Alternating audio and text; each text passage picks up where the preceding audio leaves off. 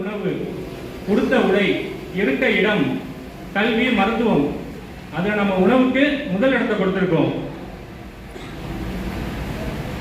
India என்னெல்லாம் வல்லரசு ஆனாலும், அறிவியலையும் விஞ்ஞானத்திலையும் வளர்ச்சி அடைஞ்சிட்டாலும், இன்னைக்கு சொல்லிட்டு இருக்காங்க 2050 இந்தியா வல்லரசு ஆயிடும்னு சொல்றாங்க. ஆனா இன்னைக்கும் இந்திய நாட்டின் விவசாயிகள் தங்களோட வாழ்வாதாரத்துக்காக ரேஷன் கடைகளை மட்டுமே நம்பி இருக்காங்க.